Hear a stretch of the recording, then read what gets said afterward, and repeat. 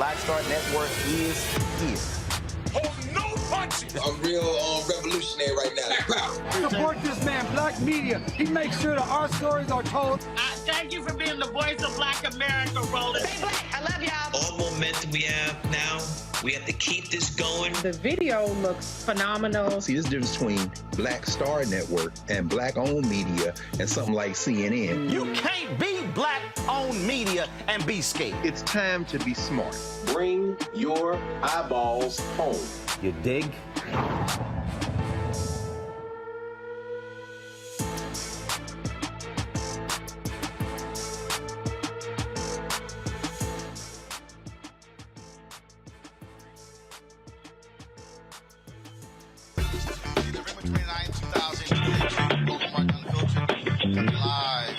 Sandersville, Georgia, on the Black Star Network. 3 days left in early voting all across this state. More than 300,000 folks have already voted. Earlier today, we were with the folks from Georgia Stand Up. We'll show you some of that as they were circumventing the rules, if you will.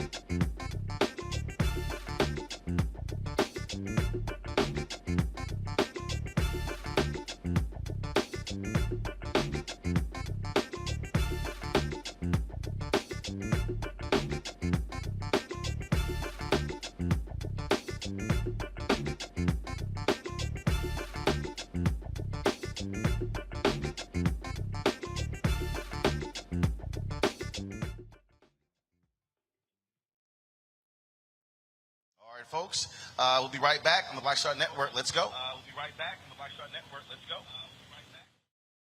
He's got it. Whatever the miss, he's on it. Whatever it is, he's got the scoop, the fact, the find. And when it breaks, he's right on time and it's rolling.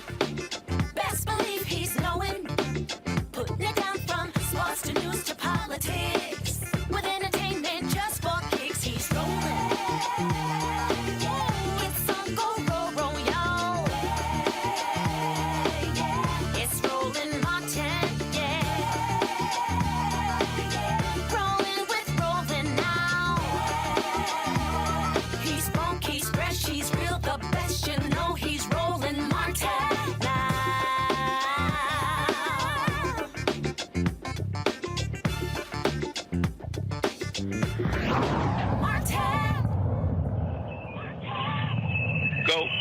All right, folks, Georgia has broken the early voting records on Monday. The Senate runoff between, of course, Democratic U.S. Senator Raphael Warnock and Herschel Walker has seen unprecedented voting numbers thus far. Voting locations open in all 159 locations all across this state. Of course, it started early on Saturday after Democrats filed a successful lawsuit.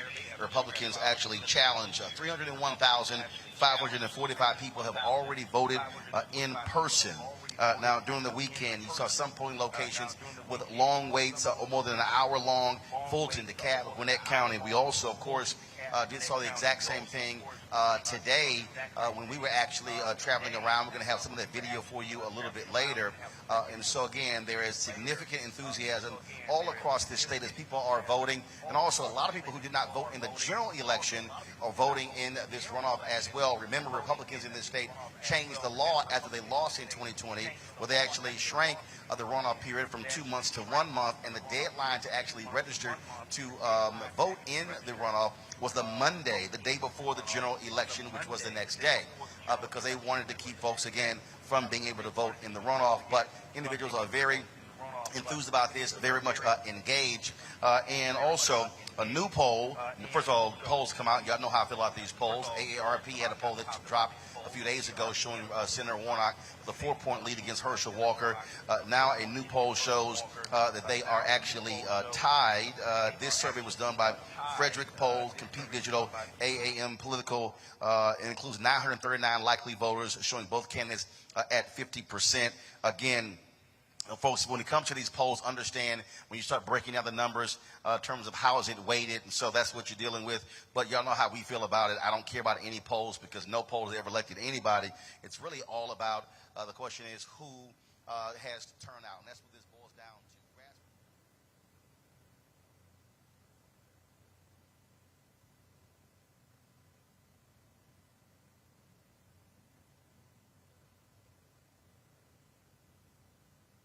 Tasha Cobbs, Leonard Israel Houghton, also Bishop Vashti McKenzie, numerous other pastors will be coming in, other entertainers as well, actor Dooley Hill, a number of folks will be traveling to this state and not just going to Atlanta, but really going to a number of different places all across the state, hitting many of the rural areas where there are African-American voters, trying to reach them to turn out. As I said, early voting ends on Friday. The election is on Tuesday, December 6th. And again, there's so much focus and attention on that. Now, the ads you're seeing all around that have been running as well, nonstop on television, also on radio. But there was a new one that the Warnock campaign has released that shows how people are absolutely confused when they listen to Herschel Walker talk about anything. And so if you have not seen this, trust me, this is not an SNL skit. This is not from Comedy Central. It's actual voters listening to Herschel Walker try to put sentences together. Watch. You ever watch a stupid movie late at night hoping it's going to get better, don't get better, but you keep watching it anyway? Because the other night I was watching this movie. I was watching this movie called Freak Night, or some type of night, but it was about vampires. I don't know if you know vampires are cool people. What the hell is he talking about? Is he serious? Is he for real? But I'm going to tell you something that I found out. A werewolf can kill a vampire. Did you know that? What is he talking about? I never knew that, so I didn't want to be a vampire anymore. I wanted to be a werewolf. Oh, my gosh. He's talking about vampires and werewolves right now. Y'all serious about this, right? So I've been telling this little story about this bull out in the field. What with 6 cows. Earth?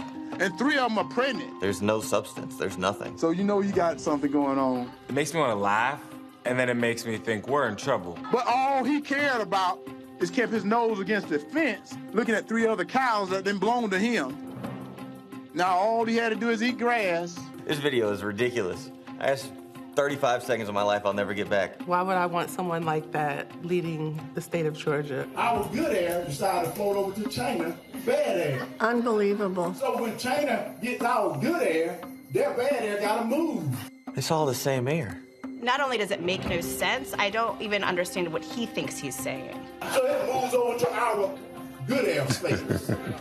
And now we gotta clean that back up. I sit and watch these on Twitter, and I'm like, what the heck is this guy talking about? Like, literally, what is he talking about? He's completely unqualified for this really, really serious job. No one's watching this and being like, oh, man, that guy's got it together. And sometimes, like, I read through the comments because I'm like, is anybody actually understanding, or are we just sitting here wasting time? It is embarrassing. Let's call it what it is. It is embarrassing. They just care about getting a yes man, somebody that had just punched the button. I think it's a risk to me and millions of Georgians to put this man in a position of power. Let's call it what it is. This is embarrassing as hell. At all. I mean, well, you know. Oh. Go. Okay, the sister, she just walked off. At the end there. Let me bring up my panel, Dr. Mustafa Santiago Ali, founder, senior advisor, environmental justice at the EPA, Dr. Jason Nichols, senior lecturer, African American Studies Department, University of Maryland, College Park, Randy Bryant, diversity and inclusion strategist, speaker, trainer, and writer. Glad to have all 3 of you here. Jason, I want to start with you because Herschel Walker does not talk about issues at all. In fact, I have no idea what the hell he's even talking about. And this is somebody who wants to be one of 100 United States senators in the United States Senate. We already have one of the dumbest people ever who also has ties to football, and that's Tommy Tuberville, former football coach who was a senator from Alabama. And we all know how dumb he is. But when the man was talking about vampires and wolves and something about a bull. Jason, I don't know about you, but he shouldn't even visit the U.S. Senate, much less be elected. Yeah, you know how I feel about this guy for many different reasons. Character, number one. We've had some unintelligent people in public office before, but unintelligent and of poor character is a terrible combination. I don't need to remind anybody about him pulling guns on women and beating people up and not raising his kids. But in addition to that, you know, he and Tommy Tuberville and, Cindy Hyde-Smith and all of these people. It's just ridiculous. It's ridiculous to me that you have a 50-50 race involving Herschel Walker. That's an indictment of the United States of America right now. That really makes me really depressed about where we are as a country. But it's where we are, and we have to hope and pray and hope that everybody comes out and turns out in order to elect Senator Raphael Warnock. The thing here, Randy, and the reason why, I mean, it is laughable when you watch the video, but when you start talking about the kind of issues that are facing the country, the Land Journal-Constitution, I mentioned this yesterday, did a story how he refuses to answer any questions about Ukraine, Russia, the billions of dollars that we have spent. Clearly, what's happening, the unrest in Haiti. When you talk about the issue of inflation and gas prices, when you begin to talk about Medicaid expansion, when you begin to talk about health care, I mean, we can go on and on and on. I mean, this is somebody who literally, his answer to the issue of capping insulin at $35 is people should eat better. Okay? And we could easily say he should speak better. But clearly he's not going back to school. And it's no laughing matter because this is who Republicans have put up. They do not care. They have no problem with him being there because they know that they will be leading him around like somebody who's blind, and he's just going to go, okay, okay, okay. We know this.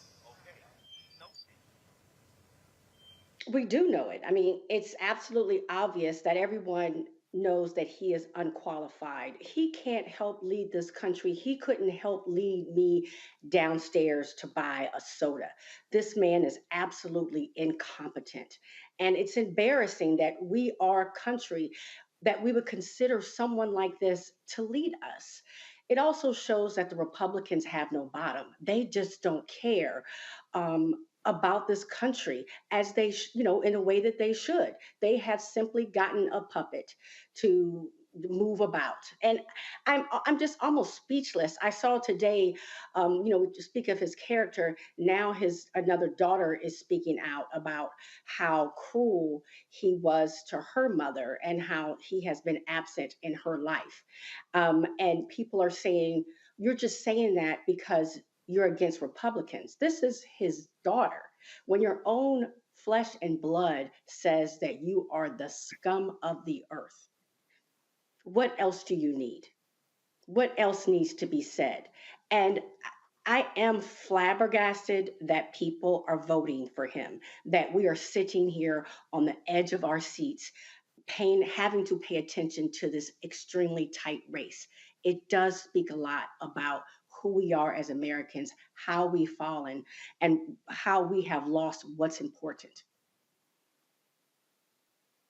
Mustafa, I was sitting here thinking about when that idiot Lindsey Graham was on Fox News saying the reason they're attacking Herschel because they don't want young black kids growing up being Republicans. And I'm like, no, I know a lot of black Republicans, and I know a lot of them. They are sane, they can talk, they don't pull guns on their wives, they don't lie about working for the FBI, and they surely don't pull out a fake badge at a debate.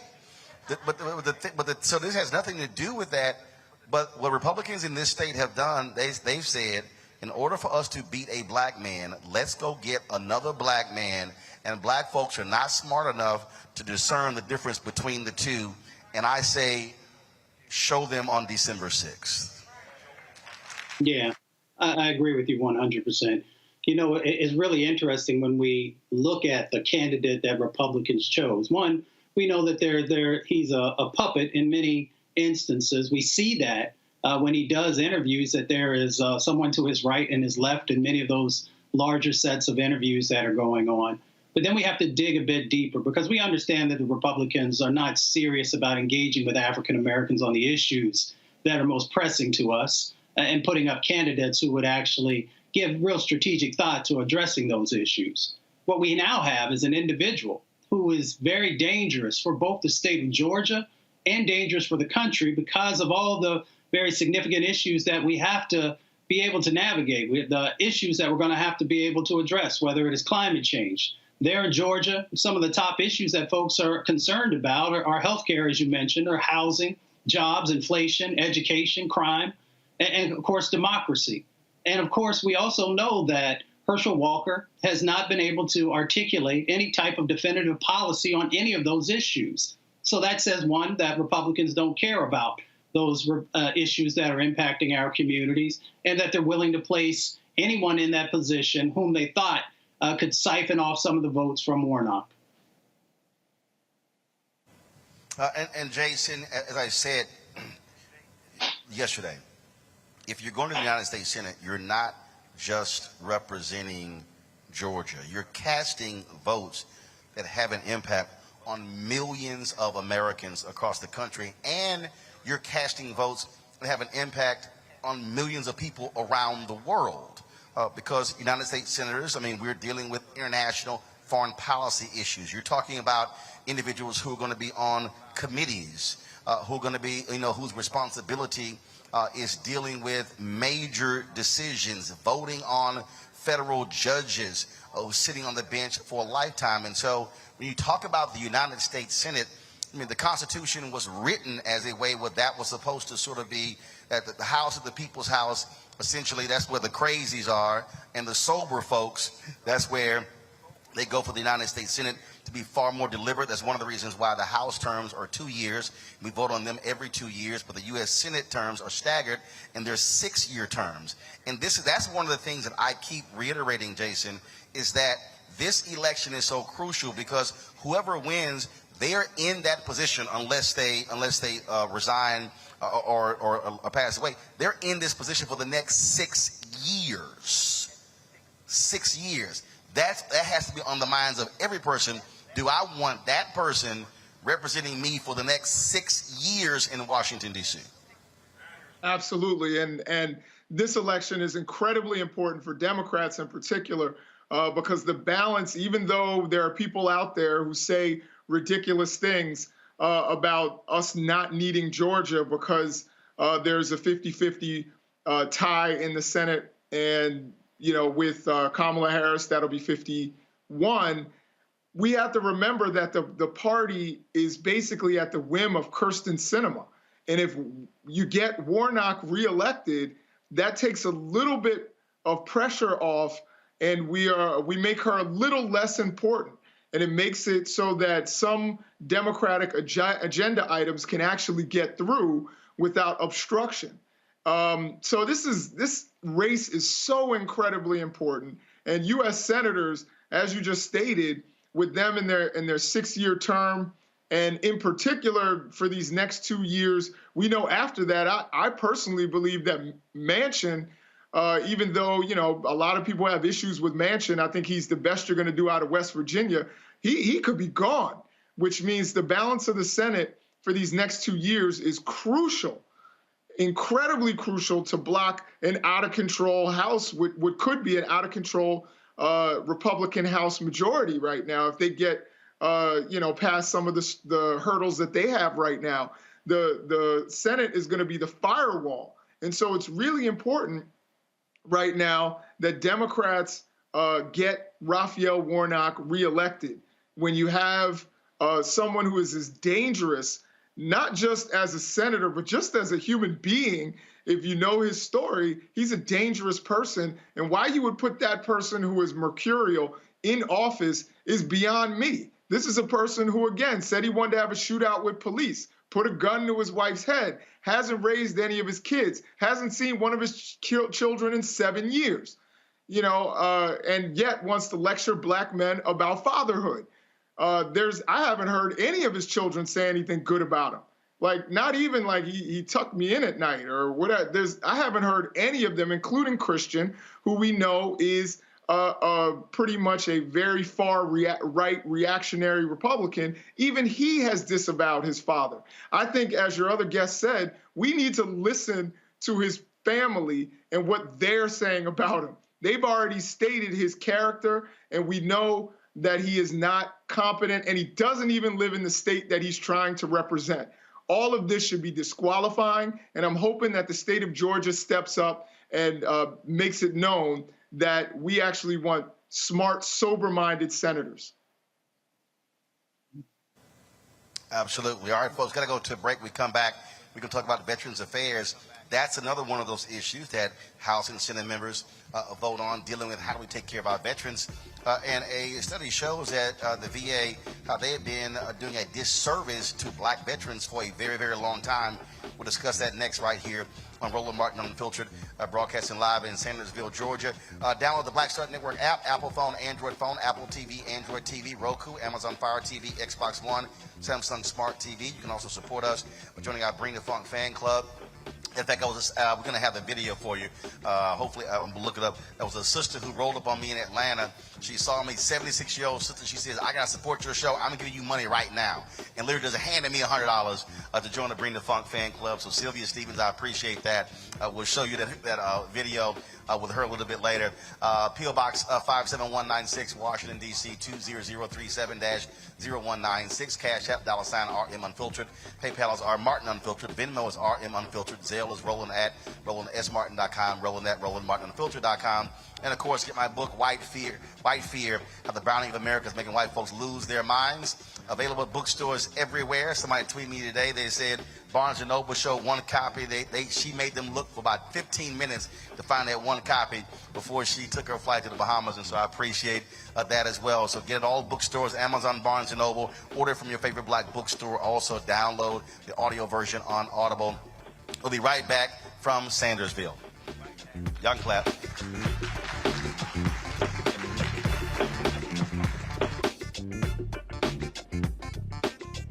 Is it just me?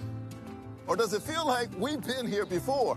The whole country's finished voting, and only us left. You'd think Herschel Walker would want to explain what he'd do in the Senate if he actually wants to represent Georgia. Instead, he repeats the same lies, trying to distract from what we all know is true about him. But I think Georgians will see his ads for what they are.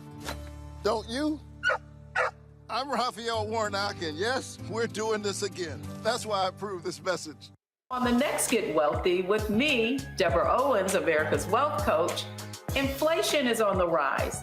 Interest rates are high. Can you still thrive during these uncertain times? On the next Get Wealthy, you're gonna meet a woman who's done just that, living proof of what you need to do to flourish during these uncertain times. These are times where you take advantage of what's going on. This is how people get rich or richer. That's right here on Get Wealthy, only on Black Star Network. Mama always said all skin folk ain't kinfolk. Georgia, we don't need a senator who's against reparations. Reparations teach separation. Slavery ended over 130 years ago. We don't need this. I am with many police officers. And we sure don't need this. I want to be a leader like him. Walker wants to be like Trump and will fight harder for him than he will for us. We don't need a Walker. Paid for by Black Voters Matter Action PAC, not authorized by any candidate or candidates committee.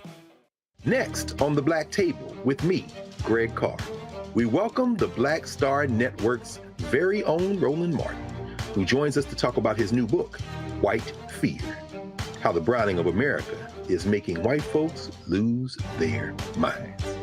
The book explains so much about what we're going through in this country right now, and how, as white people head toward becoming a racial minority, it's going to get, well, let's just say, even more interesting. We are going to see more violence.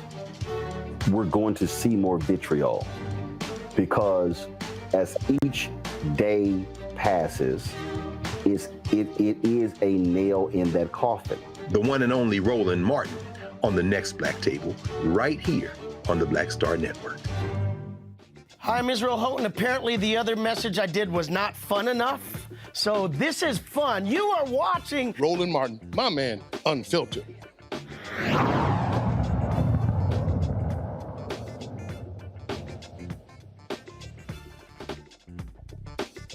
Folks, welcome back to Roland Martin Unfiltered here in Sandersville, Georgia. Glad to be here. We're going to be chatting in a second with some panelists here about this election, what's happening in this state. Glad to see you folks out here as well. Good to see y'all on this Tuesday night. Folks, a black Vietnam veteran is suing the Department of Veteran Affairs for racial discrimination. On behalf of Vietnam veteran Conley Monk Jr., Yale Law School's Veterans Legal Services filed a federal lawsuit alleging Monk was repeatedly denied benefits because he is black. The National Veterans Council for Legal Redress obtained records from Veteran Affairs and found the denial rate for disability compensation was 5.3% higher for black veterans. The racial disparity for average acceptance rates was 6.8%. Joining us right now is Adam Henderson and Michelle Frayling from Yale Law School's Veterans Legal Services Clinic. Adam and Michelle, thanks a bunch. So this discrepancy, how does the VA explain why blacks are being denied at a higher rate than white veterans? Hi, good to see you tonight. So the VA hasn't really responded yet. They have administered benefits in a racially discriminatory way for the past, we have data for the past 20 years, but prior to that, there have been widespread speculation that the VA was administering benefits in the VA system. So we're trying to make Conley Monk, our client, whole for being repeatedly denied over the span of his entire life, pretty much, veterans benefits. So this lawsuit is really important in making sure that he's made whole for the harm that the VA caused him. And Michelle, since y'all done this, have you heard other black veterans talking about their experiences with the VA department? Yeah, so Michelle unfortunately can't join us tonight. Michelle, unfortunately, you just got me, unfortunately. But so yes, we've actually had an outpouring of black veterans who have reached out to us and who have said, this same sort of thing happened to me, and how can we make it right? And what we're hoping is that if Conley is successful in his lawsuit, that this will open up the legal pathway for more black veterans to file similar lawsuits. And in addition, we hope that the VA will make changes to their system so that more black veterans don't have to go through the same discriminatory system that Conley Monk went through. I mean, this sort of reminds me of the NFL concussion lawsuit, where they were using race norming and how black players were being denied. And so here's a perfect example of black folks who served in the military, supposedly fighting for the country, and the country not taking care of them after the fact. Yes, absolutely. So this is something that Mr. Monk talks about all the time. He served honorably in Vietnam, and he served bravely there. And he has been a hero to many other veterans after returning.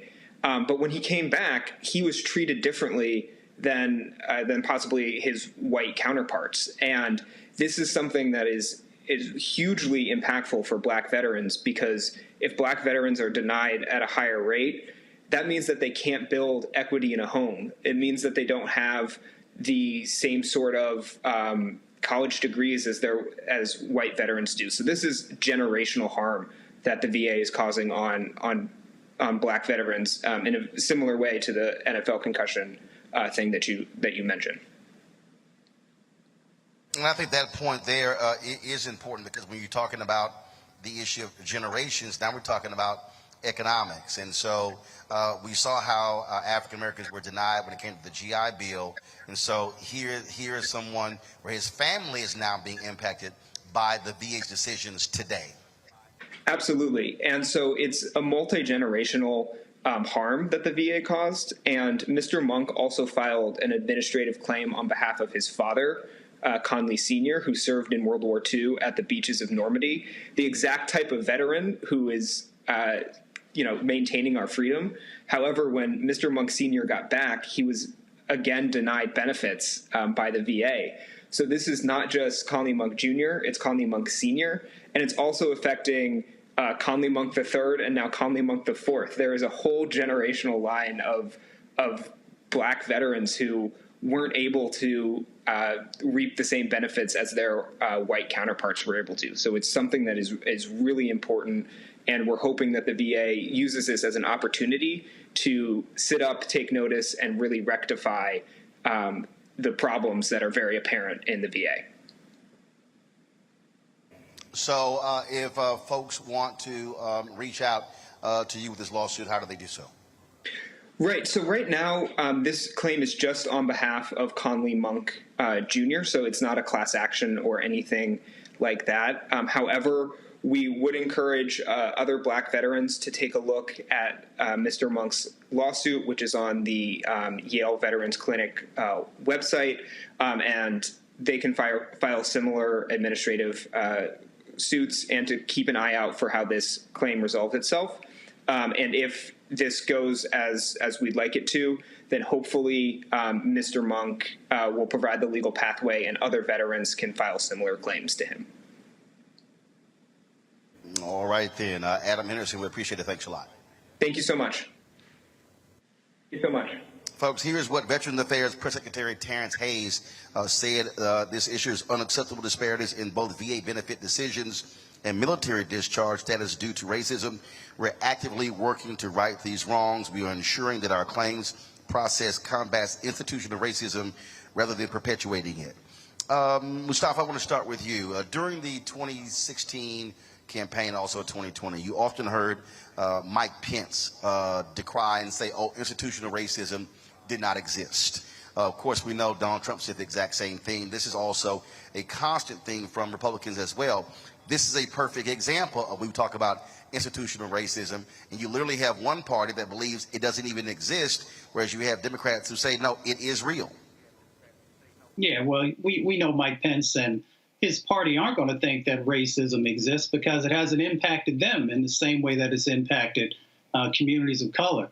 You know, it's interesting that sometimes we don't understand the significance and the scale of the impacts that are going on in relationship to what's happening with our veterans. We have over 2 million Black veterans in our country, going all the way back. There's still a few folks who are still around from World War II, all the way up to our latest sets of wars. So even if it was 10% of the folks, you know, then we're talking about 200,000 or 5%, 100,000. And of course, as was stated, you know, it ties into the generational wealth, but it also ties into power and people being able to actually make the differences inside of their families and inside of their communities. Now, my question is, because when I worked on Capitol Hill, I actually worked on veterans issues, and I heard some of the stories, and then I had the stories in my family. Where has the Inspector General been in making sure there's been real accountability? Because these issues have been raised for a number of years now, and I'm glad that Yale is stepping up and taking the mantle and moving forward. But we also have to ask why this hasn't been addressed in the past. You know, Randy, you work in DEI, and just like, again, you have Republicans who cannot stand, they love, you know, disparaging woke, blaming corporations and saying we've got all the military being woke. They've criticized the first Black Secretary of Defense, Lloyd Austin, saying the exact same thing. But you notice you always hear Republicans love talking about the military, kind of quiet about these Black veterans. Well, of course they're quiet. And of course they want us to be asleep. I mean, the opposite of woke is asleep. They don't want us to have this information. One thing that I found very troubling is that some of the statements that have come out have said that they're going to continue to research, you know, what's going on. And I'm so sick of people doing research. They've had studies that have shown that Black veterans have been treated poorly since the beginning of time, after every conflict, while they're in the military and when they get out. There have been reports that have been published by the Justice Department that have essentially talked about the lynching of Black veterans. And so why do we need to continue to look into it? Why don't we just own it, right? That's what wokeness is. Why don't we just own that there's an issue and fix it? And the reason why it's not being fixed is because so many people don't care. They don't care about the fact that Black veterans aren't getting the same health benefits. They aren't, like you said, they're not getting the same loans. It affects generations. And it's particularly sad when joining the military has been such a vehicle for Black Americans to get out of poverty. But it seems that many people are determined to keep us right there. And Jason, when we talk about, again, the notion of equality, that's really what folks are talking about. If you are standing next to somebody and both y'all taking bullets, I shouldn't come back home and I not be compensated, but the person next to me is who's white. Right. This is an issue that really means something to me. My mother served, her brother served. I have so many people in my family who have been in uniform, and some of my best friends have just come home from war just a few years ago. So this is something that I take very personally. And I've seen actually people who have told me that they tried to use a VA home loan and had it rejected and said it was a special loan. And they've come up with all these hoops where you can't even use your VA home loan. And some of these people are like, what did I get shot at for? What was I going through all this for if I can't even use this to benefit myself and benefit my family and put them in a different place? I hope that this moves forward into a class action suit, that they find other veterans. And that's why I'm grateful for this platform, for people to actually see that this is going on, see that Mr. Monk is actually filing a lawsuit, and hopefully others will come forward and you will get groups and groups so that you can get, and here comes the word that I'm sure everybody's been waiting for, and that is reparations for these veterans, because they obviously were not getting what was due them. And what we know, one thing throughout American history, African Americans have served in every military conflict this country has ever had. Why is it that our country can't turn around and serve them back? And so we need to rectify that. If, just like Herschel Walker said, well, it was 150 years ago that slavery ended. Well, in that case, we have all of these military conflicts, and we have people who are serving the military right now who are still not being made whole and done right by our federal government. And in terms of a woke military, I just want to say extremism in the military, as you talked about in your book, there's extremism in the military. The people that you see on the cover of your book from January 6th, a lot of them are military veterans. So if the military doesn't get woke, then you're going to end up with all of the things you saw, the foundations of the Ku Klux Klan. Guess what they were? Confederate veterans. What was Lee Harvey Oswald? A Marine Corps veteran. The person who bombed the 16th Street Baptist Church, a Marine Corps veteran. The person, Timothy McVeigh, a Army veteran with Ranger training. So if we don't actually get serious about extremism in the military and maybe get a little bit of that wokeness, then we are going to be in store for more of those kinds of events in the future.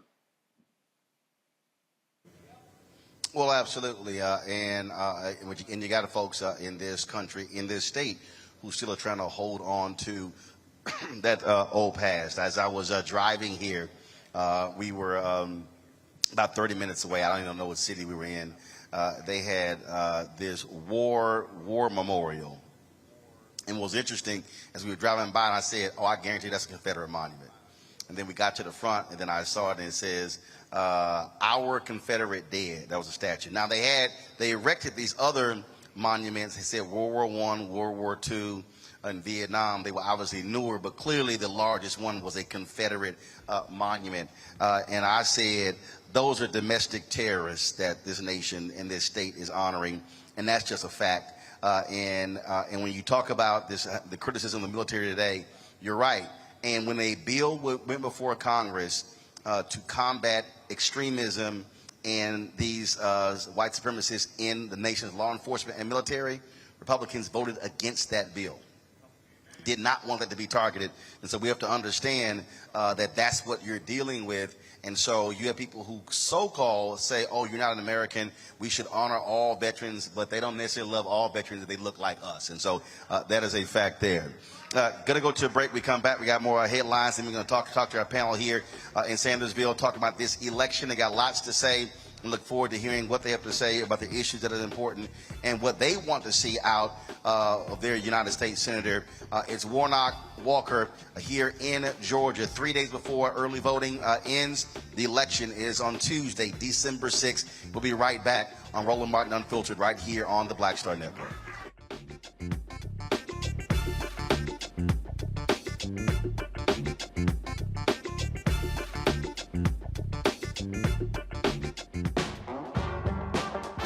wait till November 8th. We can vote today, y'all. Early vote started this week. We're on Savannah State University's campus. We will be dorm storming today, giving out treats for everyone. We hope to see everyone at the polls when it comes to November.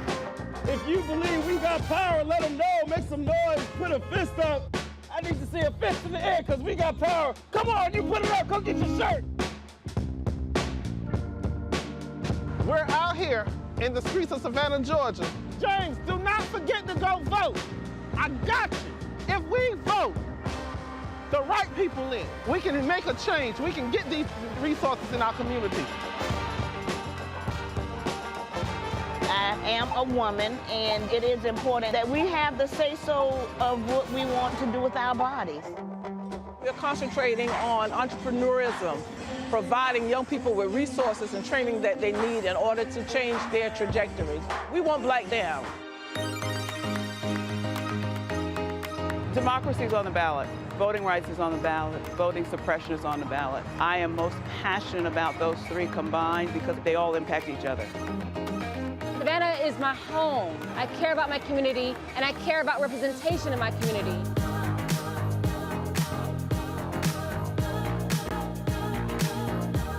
Our voices are still going to be heard no matter what kind of obstacles try to come up against us to stop us from voting. We're still going to be standing our ground. I see the effort that's being made to keep our communities from voting. So that makes me realize it's even more important, because if it wasn't important, they wouldn't be fighting to make sure we couldn't vote. This doesn't stop this year. This is a forever movement. We're going to exert our power as a people, walk in our rightful place. We're going to change our communities, fight for our communities, and build our communities.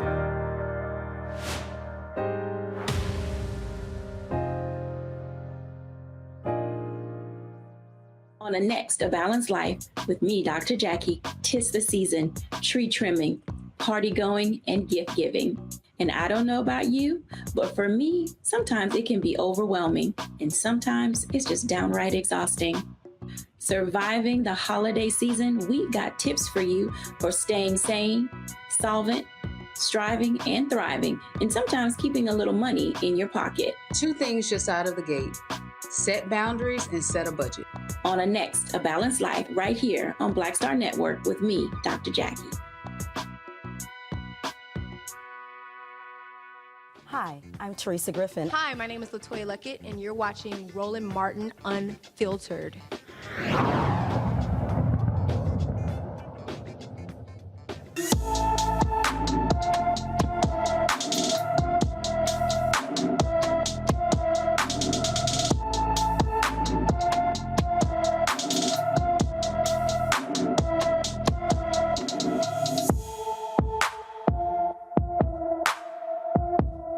McLean has been missing from Chesterfield, Virginia since August 6th. The 15-year-old may need medical attention. She's 5 feet 9 inches tall, weighs 123 pounds, with black hair and gray eyes. Tiana has a hoop ring on one side of her nose and a stud ring on the other side. Anyone with information regarding Tiana McLean should call the Chesterfield County, Virginia Police Department at 804 748-1251, 804-748-1251. The trial of former Fort Worth police officer Aaron Dean in the fatal shooting of Atatiana Jefferson has started. Jury selection continued today after several delays. Dean is charged with murdering Jefferson, who was fatally shot inside her Fort Worth, Texas home in 2019. Body camera footage shows Dean approach the house without knocking or identifying himself as a police officer before he fired one shot, killing Jefferson. Dean's lawyers asked the judge to move the trial location to Monday due to its high-profile nature. The judge has yet to rule on that particular motion. Testimony will be expected to begin on Monday. 2 Colorado police officers are indicted after the fatal shooting of a man who called 911 for help. A 5th Judicial District Court indicted former Clear Creek County Sheriff's deputies Andrew Bruin and Kyle Gold for the fatal shooting of Christian Glass in June. Glass was having a mental health emergency when he called 911 after his car became stuck on a mountain road. Glass was asked to exit his vehicle when he told officers he was scared to do so. The officers tried to forcibly remove him when Glass brandished a rock knife and cut himself with it. Officers then fired beanbags and bullets into the car, killing him. Boyne is charged with second-degree murder, official misconduct, and reckless endangerment. Gould is charged with criminally negligent homicide and reckless endangerment. Let's go to Louisiana, where a federal civil lawsuit has been filed against the Louisiana city of Bogalusa following the in-custody death of Eric Nelson Sr. His family says law enforcement violated his civil rights. Now, officers took Nelson Sr. into custody in December for outstanding warrants following a car crash. He was then tased when he attempted to run. Nelson died following the incident. The mayor-elect is urging Police Chief Kendall Bullen to resign in response to the federal lawsuit. Bullen declined to comment earlier on the particular lawsuit. And speaking of lawsuits, Brett Farve is now asking to be removed from a lawsuit dealing with welfare fraud in Mississippi. Now remember, the former Green Bay Packers quarterback is trying to get the judge to remove him from the state's most significant public corruption case. An attorney for Farve accused the Department of Human Services of improperly and unlawfully providing the funds. Mississippi Department of Human Services seeks to recover $77 million in misspent welfare funds from 38 defendants and nonprofits.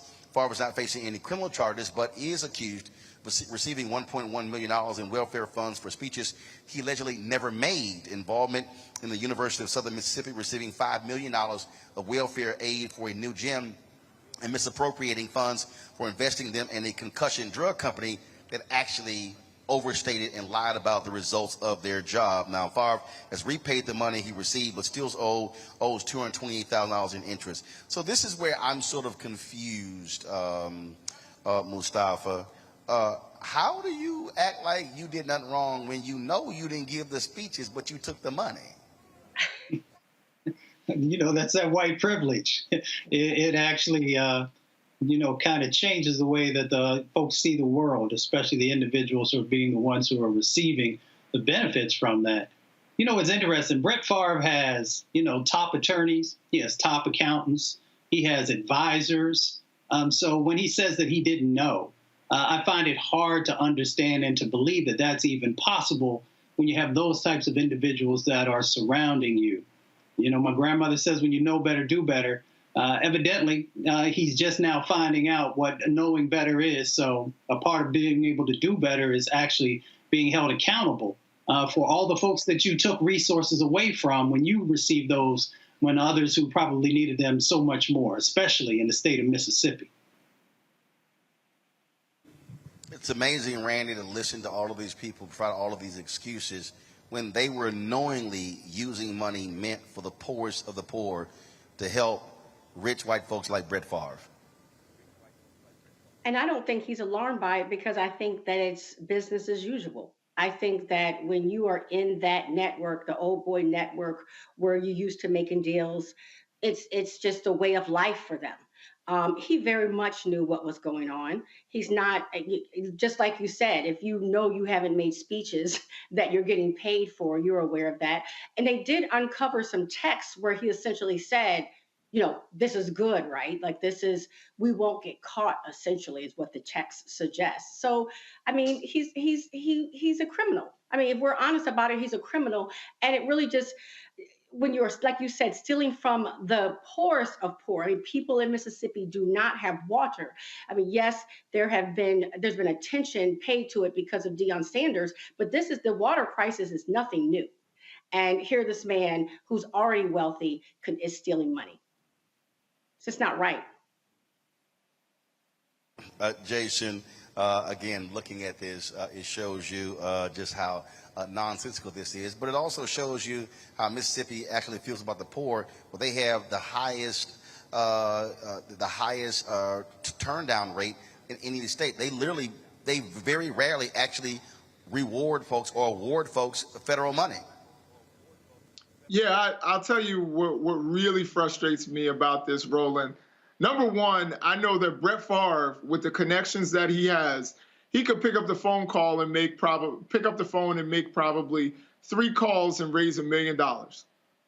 He didn't need to do this. You know, he could, you know, for these gyms at Mississippi, at Southern Mississippi, he really didn't need to do this. He could have made a couple phone calls and people would write him checks. He's Brett Favre. He's connected that way. People want to be close to athletes. There's no question he could have raised that money really easily. The other thing is, I recall Jameis Winston stole allegedly something like $20 worth of crab legs. And the media went after Jameis Winston like they had the knives out for that guy, like he had stolen from welfare. But instead, Brett Favre has kind of crept under the radar. He still owes $200,000 and still won't pay. And, you know, is trying to get judges to drop, you know, any kind of lawsuit, so he has no accountability. But yet the sports media has moved on.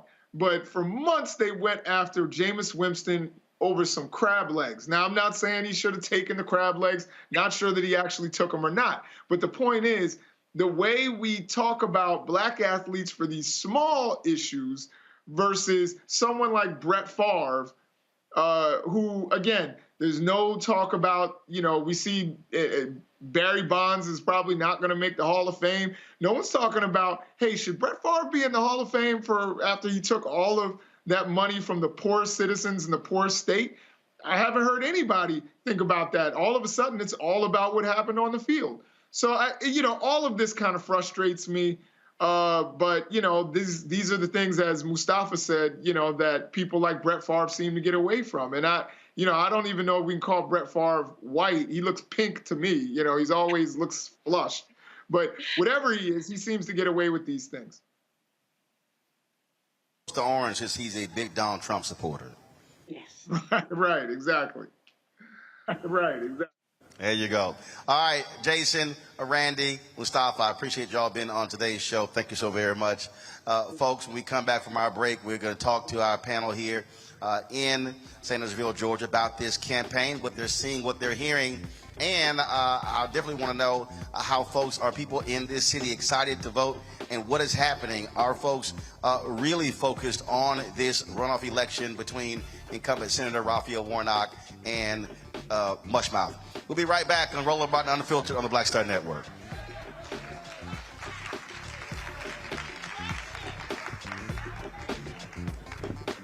Is it just me? Or does it feel like we've been here before? The whole country's finished voting, and only us left. You'd think Herschel Walker would want to explain what he'd do in the Senate if he actually wants to represent Georgia. Instead, he repeats the same lies, trying to distract from what we all know is true about him. But I think Georgians will see his ads for what they are. Don't you? I'm Raphael Warnock, and yes, we're doing this again. I am on screen, and I am representing what a black man is to the entire world that's gonna see this. And this might be the only black man, a representation of a black man that they see. Right. So I am responsible. Right. For how they see black men. And it's my responsibility to, if I am not playing an upstanding, honorable, someone with a strong principle or moral core, to make sure that this character is so specific. Right. That it is him, not black men.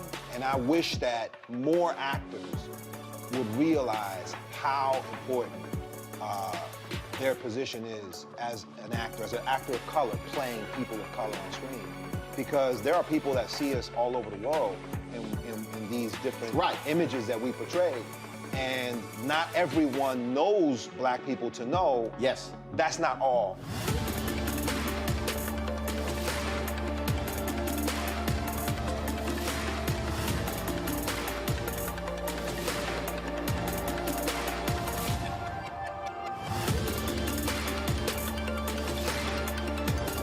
Carl Payne pretended to be Roland Martin. Holla! Hi, I'm Chaley Rose, and you're watching Roland Martin Unfiltered.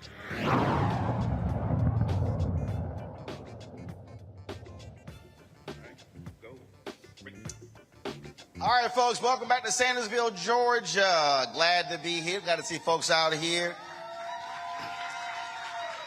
They still out there waiting on their wings? All right, y'all. So Like all the seats were filled, and all of a sudden somebody came in, they said, wings ready, and half the folks left.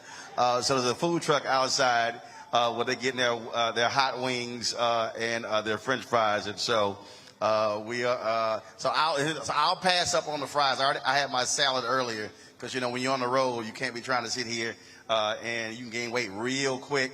So I had the salad early, but I'll hit the protein later. So I do the wings, but we'll eat the fries. All right. So let's introduce our panel here. Let's see. First off, on the far left over here, Quentin Howell, host of Love 103.7, chairman of the Baldwin County, Georgia Democratic Committee. Cassandra Worthen Jackson, community activist, owner, Reliable Transport, Level Up. First of all, how many titles we got here? Okay, we got Reliable Transport, Level Up Tax Prep, and Saucy Seafood and more. What's more? We already got 3 different things right here. Tabitha Johnson Green, Democratic nominee for Georgia's 10th Congressional District. Christy Jenkins, Washington County, Georgia School Board, District 2 elect. David Lucas, Georgia Senator, District 26. Good to see him. We were down where we was, Statesboro and Swainsboro. He was with us. Marion Warren, President, Hancock County, Georgia Democratic Club. Helen Butler, Executive Director of the Georgia Coalition for the People's Agenda. Lakeland Barnes, County Coordinator, Georgia Shift. All right, glad to see everybody here. I started with this last night, and I would love to get just y'all thoughts on this. Folks, let me know if y'all have that. Get that soundbite ready when Mushmouth was talking about 18 to 30-year-old voters.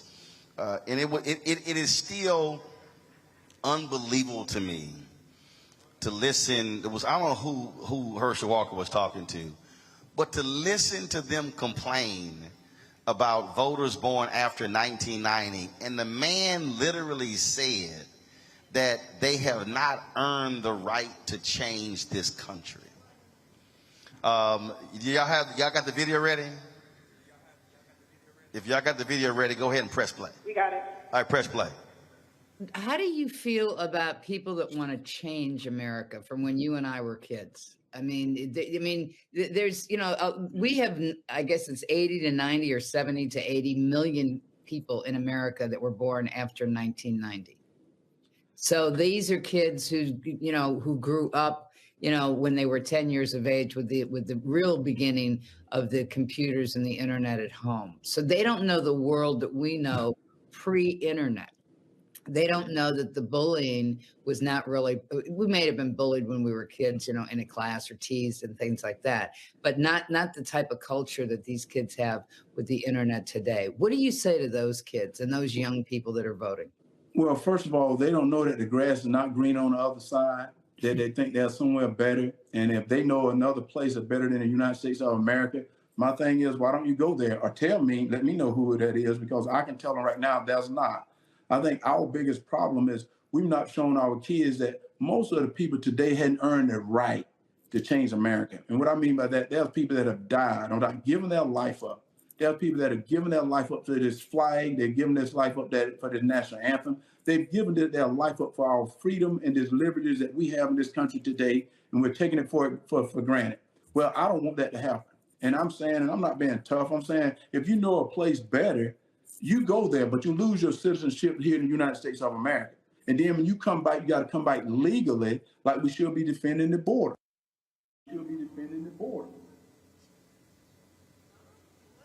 Okay, I told y'all this is like the 3rd time I played it, and I have no idea what the hell he's talking about. Lakeland, I'll start with you, because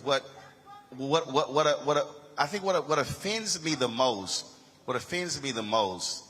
after hearing it again, when he said, people have died for our rights and freedom. And I'm sitting here going, you mean like Jimmy Lee Jackson and Selma?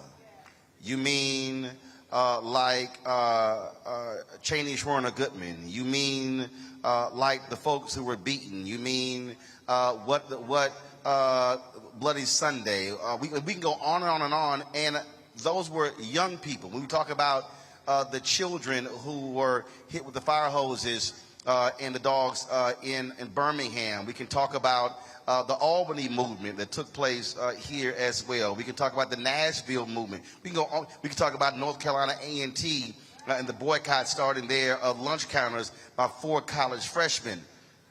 Those were folks who were in the same age group. And so really what they are offended by, they are offended that there is a generation of people who do not like what has happened in this country, and they have rejected largely Republican policies.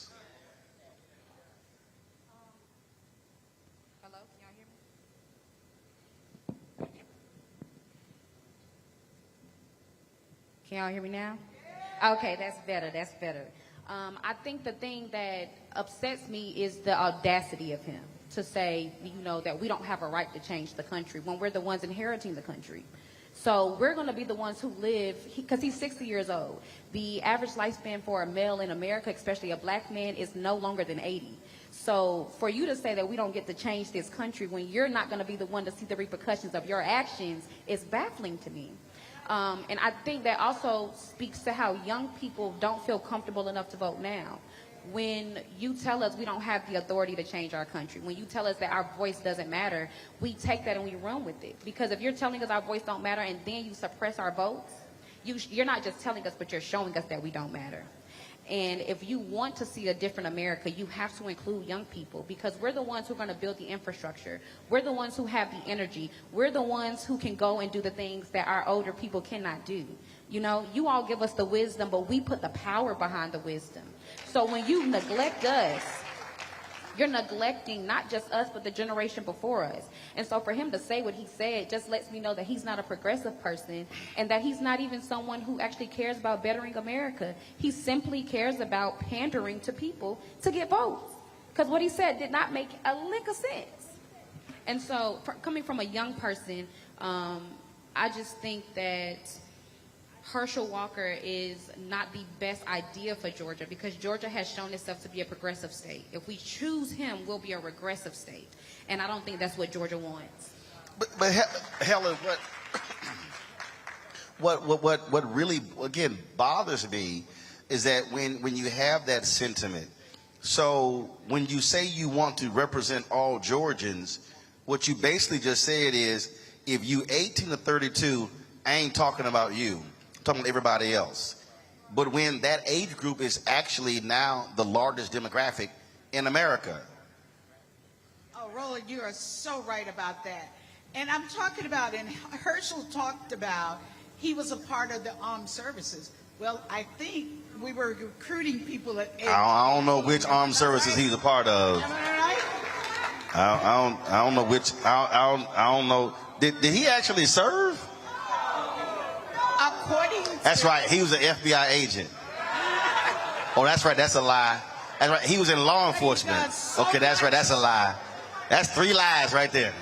But he does so much for veterans. And the idea is, if you're going to talk about people, all people, and represent all people, you can't leave out anyone in this country. If you look at the voting statistics, I want all young people, I want to give them a big shout out, because you showed up and you done your job. They made the difference. You named all the children in the civil rights movement. I worked with a lot of the civil rights giants, Dr. Lowry, C.T. Martin, John Lewis, all of those. But the idea was young people gave their lives for this country to make a difference. The little girls bombed in Birmingham. So it's all of those, Jimmy Lee Jackson, all of those that have made a difference. And you see young people now that are standing up. And like Mary Pat Hector, these young people here that are standing up to make a difference for their country. Let's ask Herschel, is he going to stand up and make a difference. Christy? I think for me, young people are needed. And I know for me, just growing up, all I've ever seen, even in the history books that I've learned, all I've ever seen were young people in action. All I've ever seen, the images that stand out to me are images of children, 4, 5, and 6, all the way up to 16, 17, and 18. Like, you have people taking walkouts during school or whatnot to stand up for what they believe in. And for him to just sit up here and say that that particular age group does not matter, it again shows another level of his ignorance.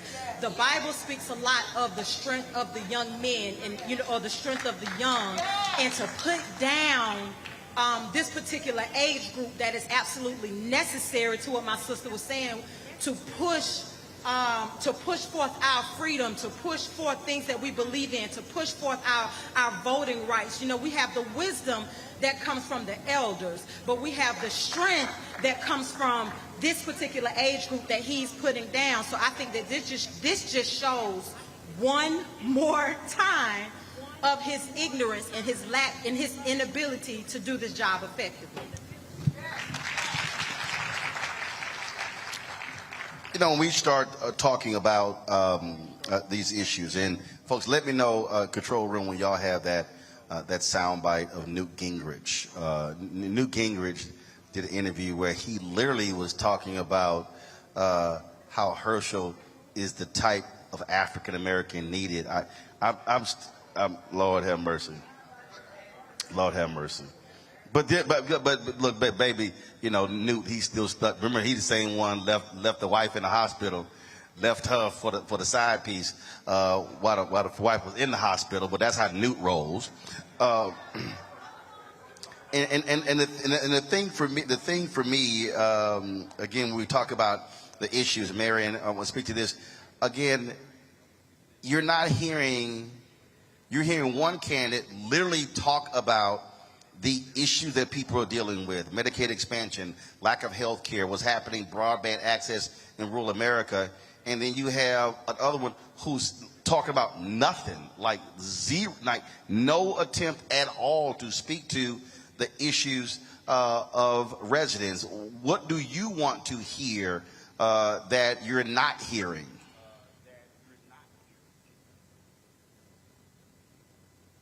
Marion? Or Quentin, you can answer that too. And that is, again, you have one candidate, Warnock, who's actually talking about the issues. Another one who's really just focused on sort of the culture, the culture wars, and who's purposely avoiding a lot of the issues.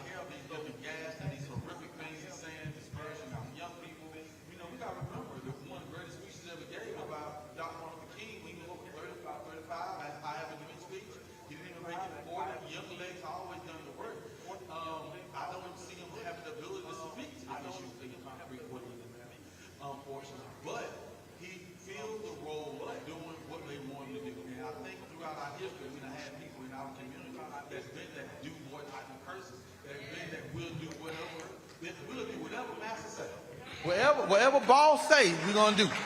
Well, what did he say first before we do it? And unfortunately, we still seeing that carry on now. And the unfortunate part is, this is one of the first times in recent memory where that type of person could have a decision making over our lives as a United States senator, and he's running neck and neck with someone who's overly qualified for the position. The sadder part to that for me is we didn't have more people who look like me, who feel like this, come out and keep us from being in the runoff a few weeks ago. Right. I don't know if the problem is on Herschel Walker or his supporters, supporters, or the problem might be because Warnock got my what people. was it 49.42? 49 to 48%. Yeah, well, like I said, it was 49.42, and he Yes. picked up again just another half a point. He wins. Yes, sir. So where does the problem in the owners go? I mean, at some point, I expect the Du Bois, I expect Mr. Walker, I expect that side to do what they're doing. But I have to look and see what I expect from my side, what I expect from my people. I'm looking for some room full, some standing rooms only. What was the turnout here? Here in Washington County, the African Americans voted at 48%, and the whoa. Caucasians voted at 49%. But Republicans won this county by Wait, 52. hold on. See, you went too fast. Oh, I'm sorry. So, okay, so I like to deal with numbers. Yes, sir. And so, how many people in this county? Ms. Mamie? 25,000. Is that eligible voters? But citizens. Centersville has 6,000. Hold on one second. Go get the microphone so she can, because folks at home can't hear you. I can hear you, but people that are watching at home can't hear you. So you said the county has 25,000. Yes. Centersville has 6,000 residents. 6,000 residents. And of the county percentage, what's the black percentage in the county? The black percentage in the county is 51%. The city is 61%. So we're still begging for crumbs when we don't have to, when we own the whole pie. That's the problem. So of the eligible black voters in this county, only 48% voted. Yes, sir. And I can give you a hard number. It was 4,000 some odd whites voted, 4,000 some odd blacks voted. The difference in whites and black vote was around 100 votes. So more whites voted in the general election than African Americans.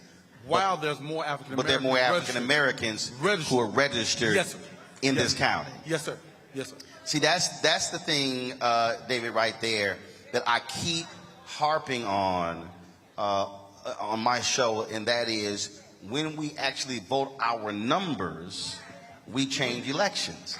If we are voting at 65, 70, 75%, because the reality is every election in terms of nationally, there are more white voters than everyone else. Last election, it was about 71% of the total electorate were white, which means that we have to over-index, meaning we can't vote the same as them. If we vote at 65, 70, 75%, we change elections. And so, what does it take to, your thoughts, to get us there? I mean, is it a matter of, again, just, more grassroots action? But what is it to get us there? Because there's no way in the world you should have a majority, but then you don't have a majority of the folks voting.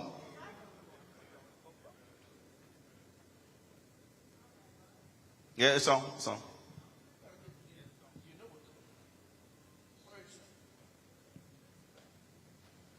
All right, let's switch. Let's take the second microphone right there. Now, y'all test on these microphones? What we've got to do is turn out like we did back in the days when the dog was sick on us. We marched and said we ain't gonna let nobody turn us around. We were serious then, and black folks knew the dangers of it, even though it wasn't so-called all educated people. There were people who were maids and janitors that they couldn't afford to lose a job and was sick and tired of being sick and tired. And I always said, boots on the ground, where you knocking on doors and finding out whether John voted or whether Miss Jane voted. You get them and you haul them to the poll and sit there with them, go in there and vote, and if you need some help, I help. But more than that, Roland, we looking at a person. I cringe every time I see him on television and they put a mic in his face. I played football, and I was pretty good at it. But I got a concussion. Right. I got a concussion. I got knocked out. It took me a while to get over that, about 3 or 4 days. What I think is wrong with Herschel, he's got a concussion, and it's a lingering concussion. I want to stay on this point in terms of, again, mobilizing our folks. So what is happening? Okay, so those were the general election numbers. What is happening right now in terms of what is happening here? Let's see here. First of all, let's see. Cassandra, you haven't spoken as well, and I think Tabitha, you haven't spoken. So I want to hear both of you. What is happening out? Are folks aggressively, you can pull the number up and see who didn't actually vote. Is that happening, and how are folks responding? I think folks are aggressively voting, and they're excited about this runoff. So as judging by the numbers and the record-breaking numbers we've had in early voting so far. So people are excited, especially our 18 to 24-year-olds. They're coming out in record numbers because they're realizing the importance of voting, and they're realizing that the vote is our voice and that they can change the trajectory of future generations to come by voting. I hate to be a Debbie Downer, but I believe in saying what's true. Young people are not excited. Let me take that back. Statewide, maybe they're excited about voting, but not here where I live. And I'm most concerned about what goes on where I live, because this is where my children live, and this is where they're going to be affected most. 2020, no, in May, there was 1,900 people between the ages of 18 and 41 or 42, I think, that did not vote. I had the list, and I went down the list. Most of those people, I think we probably counted about 30 that did not look like us. And so the rest of still 1,900 people that looked like us that did not vote. I don't know what it's going to take to get our people to get excited about voting. Yeah, I know that we have a lot of politicians who, when they're running, when they put their name in the hat, you can't turn for them. They're offering to buy you lunch, they're offering to buy you dinner, but then as soon as they are voted in, you don't see them until it's time for them to be re-elected. So I want you to stay there, though, because the thing that I keep saying is that the election is the end of one process, is the beginning of another, which means that if we can't just be mobilized to vote, we have to stay mobilized to then put pressure on them after the election is over. Right. And so that's where, to your point, what is required of us, and I've heard people say, well, other groups don't have to do that. Well, that's actually not true. I was talking to a brother, he just got elected mayor in North Carolina, a town that was 90% black with a white Republican mayor. And yeah, and he beat him, got 75% of the vote. Small town, I think it was Enfield, North Carolina, and he literally said, we didn't even show up to the city council meetings. And African Americans, super majority in the city. And so I think that's a part of it as well, keeping people mobilized and saying, no, we got to be at school board, got to be at city council meeting, county commissioners meeting, got to be going to the state capitol as well. And so if you saw that list of 1,900, okay, well, who then is trying to reach them? And give me an example of what those conversations are like, because again, it's sort of like you got people who are saying, well, things aren't changing. Yeah, but you aren't doing anything to actually change it. So you're complaining about it, but you're doing nothing to actually fix the problem. Is that happening? Are these conversations happening? Is there an effort to reach them, to talk to them? Yeah. Well, I can say. She said yes. Somebody down here said no. Okay. So I can say that yes, I am. I am actually I serve right now with the Georgia Democratic Party, but that's as much as I can say from that on that. I organize with the NAACP, used to organize with NAACP, with our local Democratic Party, and we push heavily, hey, let's get out the vote. But unfortunately, and I'm just going to say it like it is, we can't get people out unless we order a plate of food. Yeah, it's like we have to offer them an incentive. But, and when Herschel said, you know, young people don't have the right to vote, it is from where I'm sitting now, young people have never had to ask, can I have a drink of water?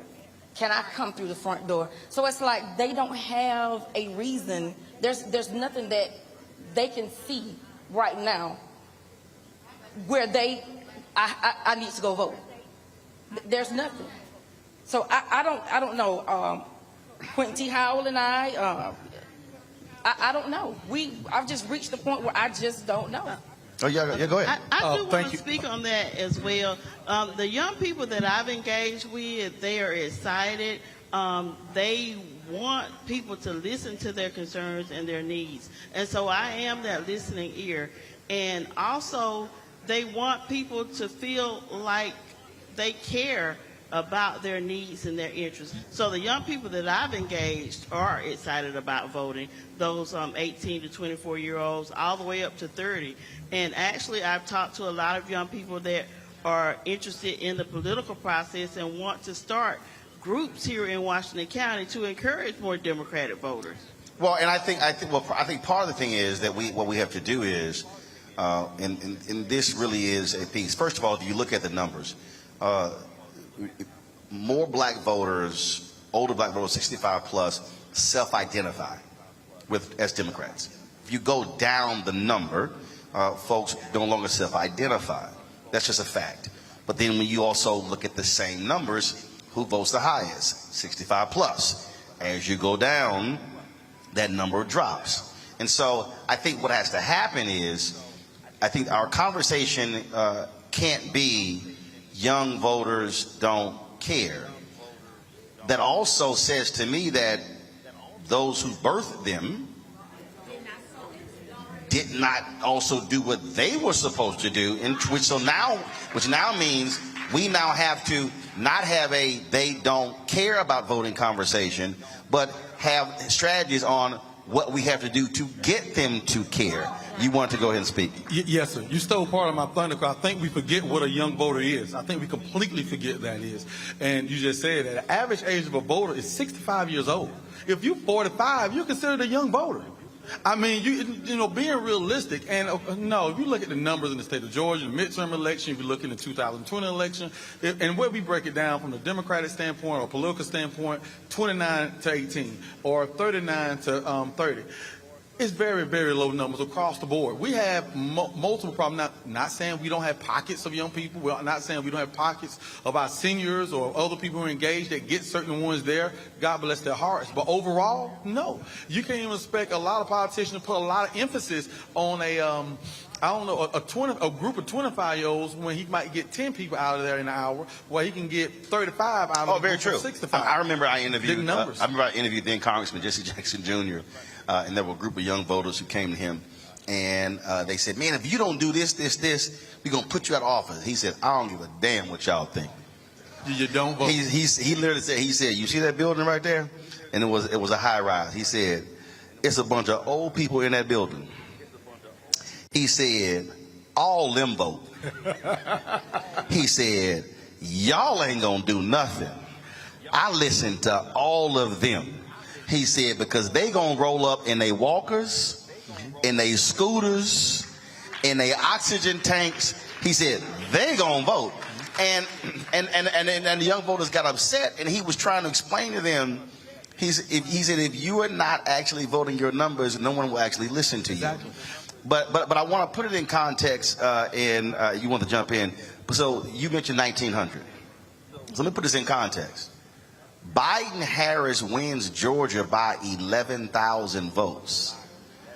That list that you gave represents almost 20% of their victory.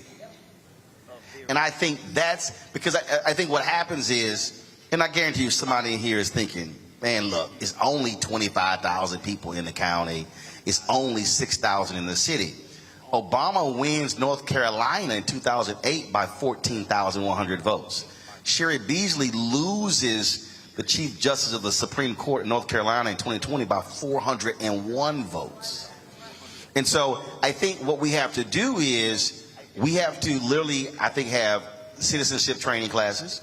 I think we have to go back to the basics, and we got to stop assuming that people learn civics in school, because on my show every day, I'm walking people through who have no idea how this is connected to this, is connected to this. I think the education piece is a part of that. Go right ahead.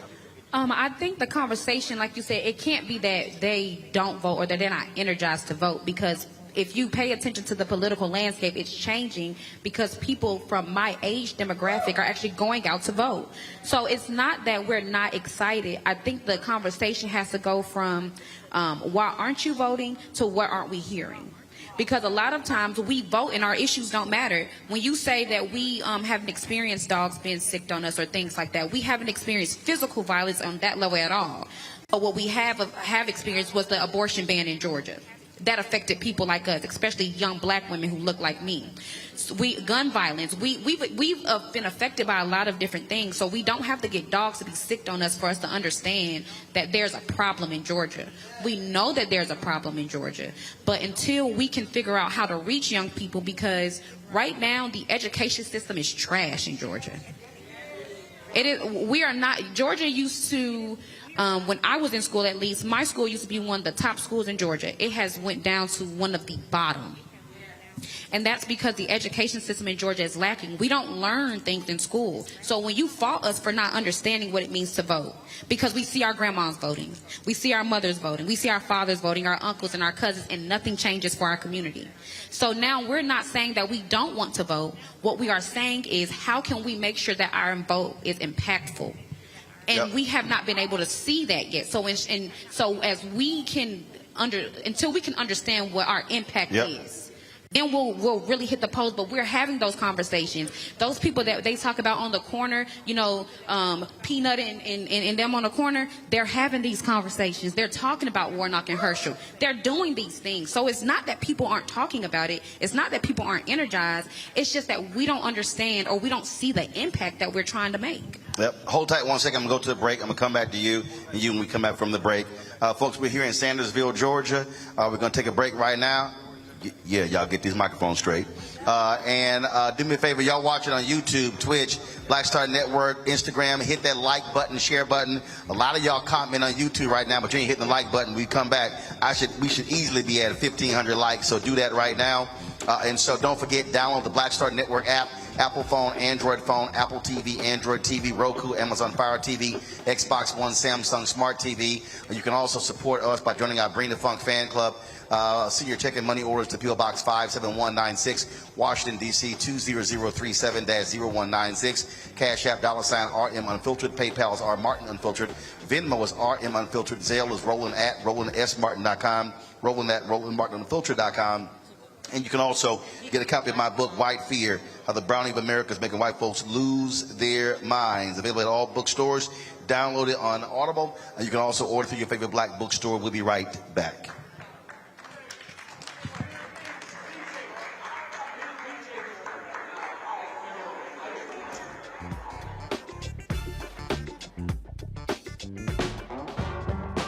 Don't wait till November 8th. We can vote today, y'all. Early vote started this week. We're on Savannah State University's campus. We will be dorm storming today, giving out treats for everyone. We hope to see everyone at the polls when it comes to November. If you believe we got power, let them know. Make some noise. Put a fist up. I need to see a fist in the air because we got power. Come on, you put it up. Come get your shirt. We're out here in the streets of Savannah, Georgia. James, do not forget to go vote. I got you. If we vote the right people in, we can make a change. We can get these resources in our community. I am a woman, and it is important that we have the say-so of what we want to do with our bodies. We're concentrating on entrepreneurism, providing young people with resources and training that they need in order to change their trajectories. We want Black down. Democracy is on the ballot. Voting rights is on the ballot. Voting suppression is on the ballot. I am most passionate about those three combined because they all impact each other. Savannah is my home. I care about my community, and I care about representation in my community.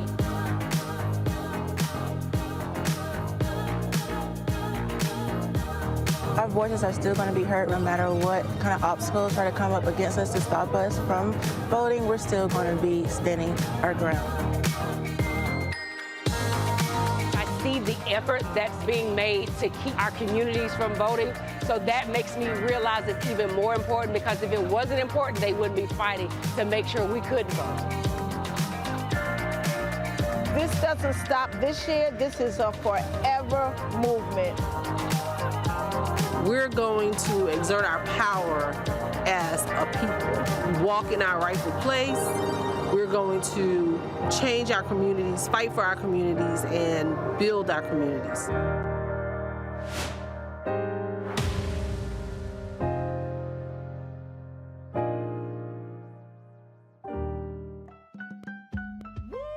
We're all impacted by the culture, whether we know it or not. From politics to music and entertainment, it's a huge part of our lives, and we're going to talk about it every day right here on The Culture with me, Faraji Muhammad, only on the Black Star Network. Mama always said all skin folk ain't kinfolk.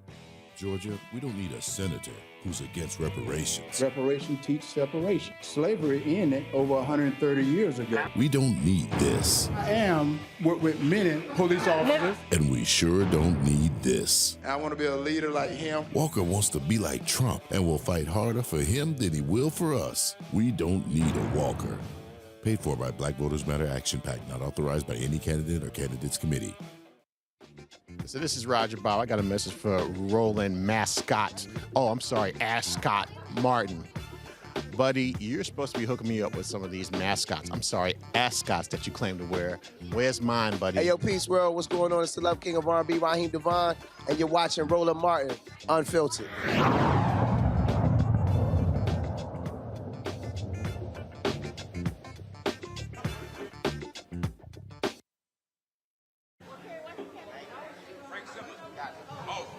All right, folks, welcome back to Sandersville, Georgia. We're talking about this runoff election going on. We were having a conversation before the break about, again, how do we engage African-American voters, especially young voters, walking them through the issues. Senator, you want to comment? Go right ahead. And then I'm going to go to Christy next, right? Gotcha. Go ahead. Is history. When we had segregated schools, Black history was taught in the school. You knew what happened during the Civil Rights Movement. You saw it on black and white television in Birmingham with Bull Connor and the German shepherds being sick on the folks and the fire hose. You knew about the bombing in Birmingham. And then a lot of black parents took the hands of their kids when they voted and took them with them to vote. See, these young kids don't know anything about black and white on the bathroom door. They don't know nothing about Woolworth. You could go to the back, but you couldn't go through the front door to get nothing to eat and sit at the counter. I remember that. I remember that. And so when we talk about it, when they integrated school, that's where they came up with this CRT. Critical race theory. There ain't no race theory. It's about history. What happened to your folks back during the day when they were trying to get the privilege to vote? Because it is a privilege. You commit a felony, you can't vote. And so what happens is, it's not being taught. You got young folks who have parents who might not be 9 or 8 years older than them. But okay. I get what someone hasn't gone through. But the fact of the matter is, I didn't. My nieces and nephews didn't. So what we can't do is say, well, they didn't go through. We have to deal with the reality, what's today. And so what I'm saying is, how do we do that? Because, I'm going by numbers. Black people are 51% of the county, and only 48% of the folk who voted were black, and whites voted at 49%. So blacks represent more of the county, but voted less. Christy. So, in reference to what Senator Lucas In reference to what Senator Lucas was saying, the first note that I just wrote down, I remember going voting with my father when there was a curtain, when there was a flip card, when you had to punch the holes in. My father took me to vote with him. That's where I learned voting, and I learned the importance of voting, listening to conversations amongst my aunts and listening to conversations amongst my family members. And so that's where the seed was planted in me. Yes, it's true. A lot of the young people now do not know, they don't know about the dogs that were being sick because a lot of it isn't taught in schools. I agree with you with our, a lot of stuff is being written out of our history and it's not being taught in schools. But I think that that's where as parents, we have the responsibility. If the school isn't going to teach them, then we have to teach them. My children know that every time I go to vote, they go to vote with me. They look at the ballot with me. And so we can't keep putting it on, our kids don't know because the school isn't teaching them or whatever. We see that. So we have to be the ones to direct our children and to let them know. And even though, I remember seeing the images. I remember seeing the marches in Forsyth County with Hosea, and I remember Hosea Williams. Hosea Williams, thank you. I remember seeing those. I remember having family members go there. So those type of experiences register with me. I've seen the struggles of my community and my aunts and my uncles or whatnot. But our children this day, I've seen, and I was telling Miss Tabitha and Miss Cassandra, I've seen both sides of this. I've seen the young people that are gung-ho about it, and I've seen the young people that want to be far away from it. And we have got to find a way to bridge that gap. We have got to give them a buy-in. We have got to find things to show them because even though they're not having dogs sicked on them, they're having rules and regulations and rights taken away from them. And that's the thing. First of all, Helen, let's be real clear. Okay, when we talk about who doesn't vote, it is not young black people don't vote. It's young black people, it's middle-aged black people, and it's older black people. So if you dissect that 52% that didn't vote, I can guarantee you're going to find folk in there 18 and up all the way through the 60s and 70s who didn't vote. I still believe that what is required is what I always call connecting the dots. When I meet someone and they say, man, I don't care about voting, I don't go through, somebody died for your right to vote. I say, first of all, what do you care about? And then when they typically tell me that, I then walk them through, okay, this is how this race has an impact on what you care about. Again, the average person, we live and breathe this stuff, but the average person really has no clue how that state rep, state senator, county commissioner, city council member, school board member, congressional member, U.S. Senate member has an impact on their life. They man, look, they all the same. And Roland, let's just talk about numbers. The people that didn't vote in 2021, who were black people in the state of Georgia, were 1 million people. 1 million. And you said when? In the state of Georgia in 2021. So 1 million black people in Georgia who were eligible. Who were registered and eligible didn't show up at the polls. In 2020? 2021. Wow, 1 million. 1 million. And that, if you look at the numbers, they trend that way still. So it's not just young people. But my question is, how have we intentionally included young people in our work, in everything we do? How many of you have listened to what they say that is important to them, Roland? What issues matter to them? I can tell you they understood the connection in 2020 and 2021. Look at the Ahmaud Arbery situation.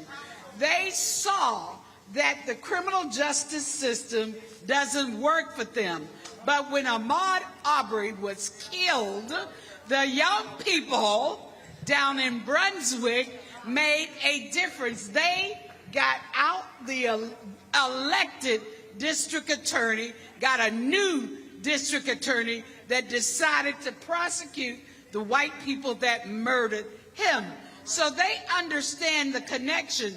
What I tried to do is I tried to intentionally do everything in my organization, have young people, old people, and everybody in between working together. And I learned a lot from young people. I learned the lingo in the street because I didn't know the street language. When they talked about being off paper, I go like, no, you just need to fill out this voter registration. But they go like, no, Miss Butler, we don't mean that kind of off paper. We mean that we're convicted felons and we cannot register to vote. So it's teaching me something. But the critical part, what I've learned with most students that I've tried to get engaged in this process, not only do they not see the connection between the vote and their power, but they don't understand the process. They hear primary. Well, what does that mean? Okay, what does... And then also understanding what's a closed primary versus an open primary. Exactly. And then most attention is actually on the presidential races, obviously, because attention is money. And then what I'm constantly doing, of course, on our show is walking folks through presidential, senator, gubernatorial, state rep, state senate. And I remember in 2016 that was it. And also getting folk to understand that you don't have to love a candidate. Let's be real clear. There are a lot of Republicans right now who think Herschel Walker's a fool. And they've said it, but they're going to vote for him. Now, there's somebody watching who will say, that's dumb, doesn't make sense. No. They are understanding power. They understand power. And those who are in control have power. Those who don't have power. Folk are about to see this. Republicans now control the U.S. House. That means they are now committee chairs. They now can pass bills without even talking to Democrats because they now have the numbers. In this legislature, Republicans control this state, House, and Senate. Wasn't always the case. That's power. Who controls the governor's mansion? Power. And so I think a part of this process, I go back to, again, the citizenship training, is walking people through, yes, you may have voted in the presidential election, there's an election next year. And then somebody goes, but dang, is another one next year? Yes. Well, the next year? Yes, because, again, federal, state, local. We have to walk people through this to understand. And I'm just saying, I'm not interested, because I can't keep looking at these numbers and go, you know, if we take that up 25%, 35, 40%, we can run the table. When you see here that 1 million, again, you're now talking about if 25% of the million black folks who didn't vote, you can run all statewide offices in the state. You can literally throw out the entire Republican leadership in the state if just 25% of those 1 million black people actually voted. Again, but I think that has to be taught. To walk people through that. Go ahead. Microphone, baby, microphone. Can't nobody hear you. The one thing that I'm gathering from that, it is not even about voting. The one thing that they have that, based on what you're saying, that we don't have is the fact that they're united. And we're not. We like you said, you don't have to like the candidate until we understand, like he said, we're stronger in numbers. But you do have to paint the picture of issues. Yeah. And that's what I'm saying. And if I know that somebody, actually, I'm gonna use an example. When Reince Priebus was the Republican National Committee chair, and he came to the Tom Joyner Morning Show, this is what I said. I said, Reince, don't come on the show waving your Republican flag. I said, it ain't gonna go well. I said, my suggestion to you is when you come on, you should come on with 4 or 5 issues that will be appealing to African Americans and talk about those issues. I said, now listen, when Tom and Sybil ask you about voter suppression, take the L, because you're going to get your ass whooped. I said, just letting you know. I said, take the L. Don't try to fight it. Take the L. That's what I told him. He come on the show. He start waving the flag. I'm sitting on, I'm like, I told this fool, this ain't going to work. Then when voter suppression came up, he tried to throw out voter fraud and just got destroyed. And when it was over, I remember Sean Spicer, he called me. I said, Sean, are y'all that dumb? I told you how to talk to black people, but y'all were too dumb and didn't listen. I said, I'm telling you. So the same thing.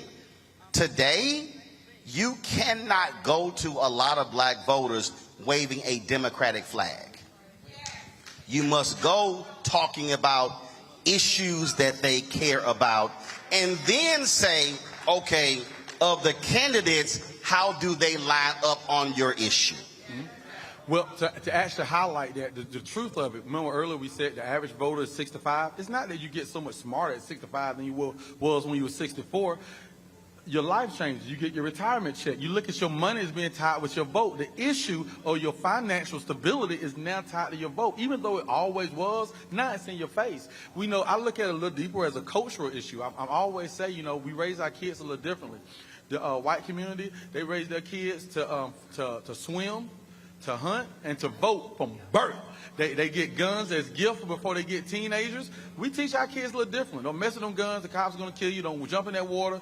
You know, poo-poo them drown. Ain't nobody can swim. And don't worry about voting because they're going to do what they want to do anyway. We're the only ethnic group that says that and continuously perpetuates that. And it comes from a cultural background. And stuff like this, I think, fights it. Stuff that well, but it also, well, let's also be honest. It also comes from if you say, and I get this all the time. Folk go, black people been voting this way and nothing changed. Well, first of all, that's a stupid comment. When someone says nothing has changed, one, that's a lie. I mean, you can literally start. I mean, I had one fool who said, "Can you name me one thing Democrats did in the last 20 years to help black people?" And I went, Affordable Care Act. And then he goes, well, that wasn't just for black people. I said, fool, there's nothing you can name that's going to be just for black people. Because ask any politicians, you cannot pass a law just for black people or just for this group. You can't. I mean, I'm like, you didn't understand that.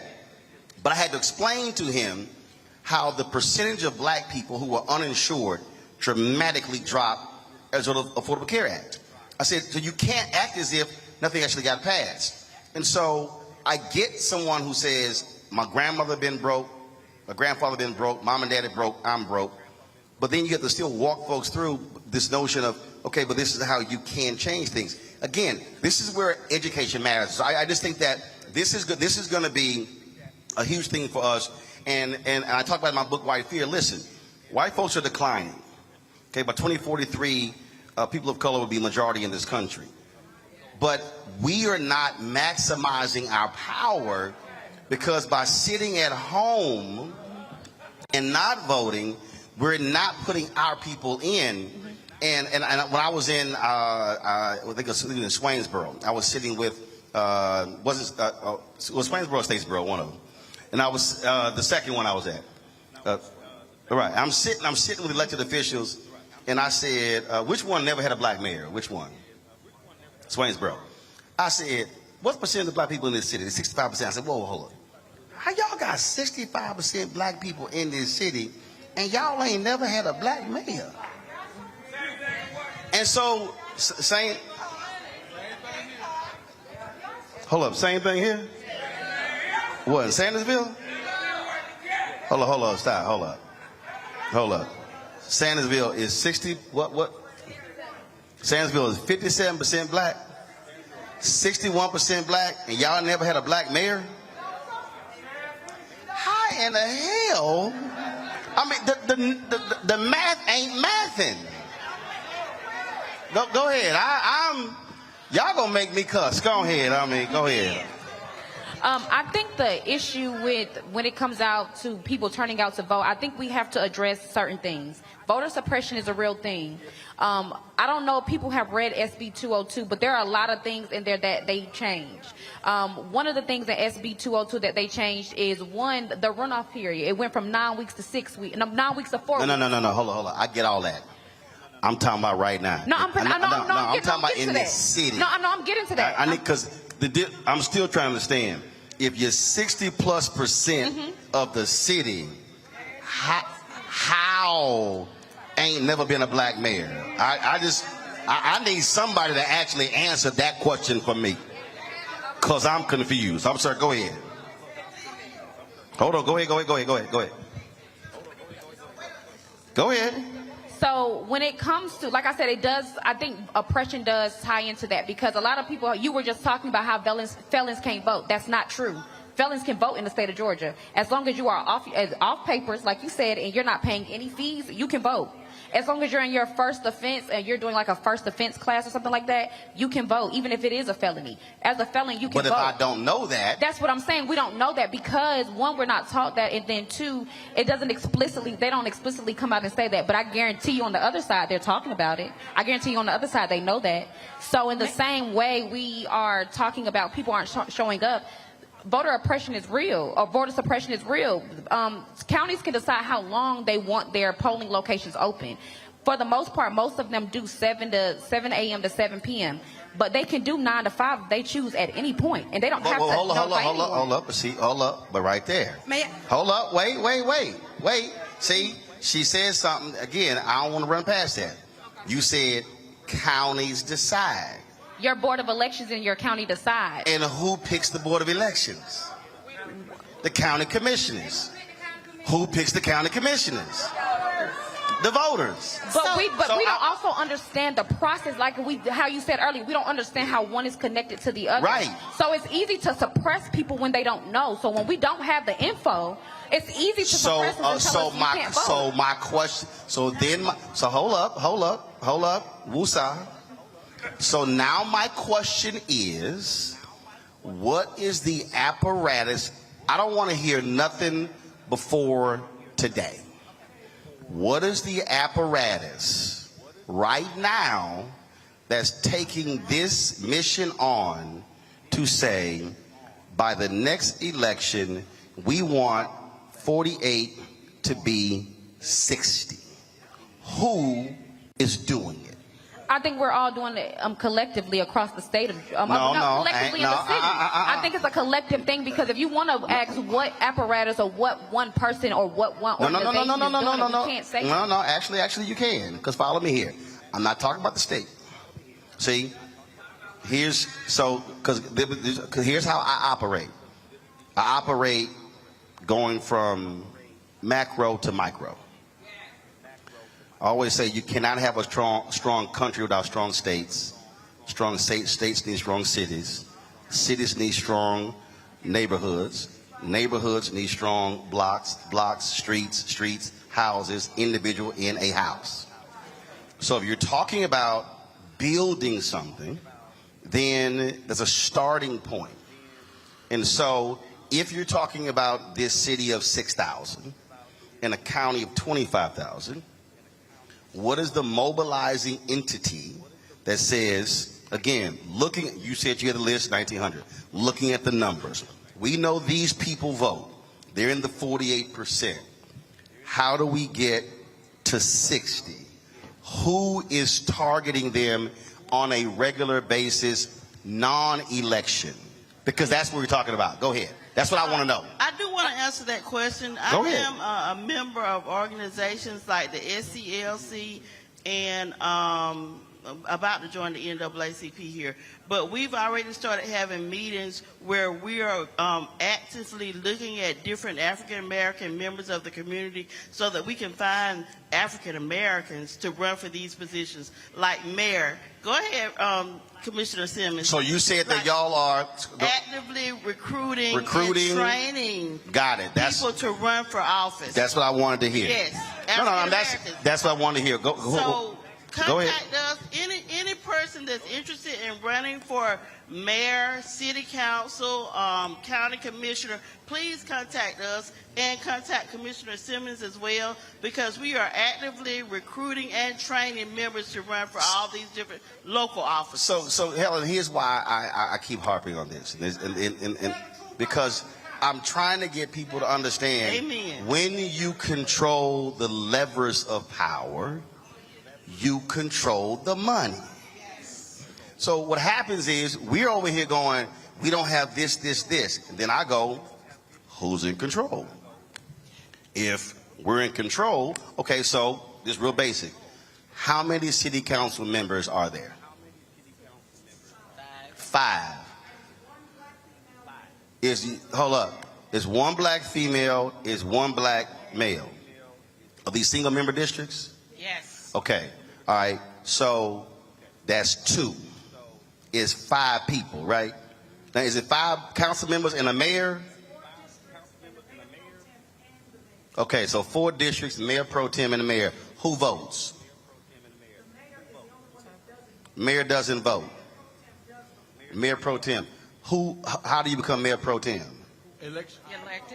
Is at large. Got it. So basically, if 5 people vote and 2 black right now, if you elect a mayor pro tem, you got majority, which means you control the money.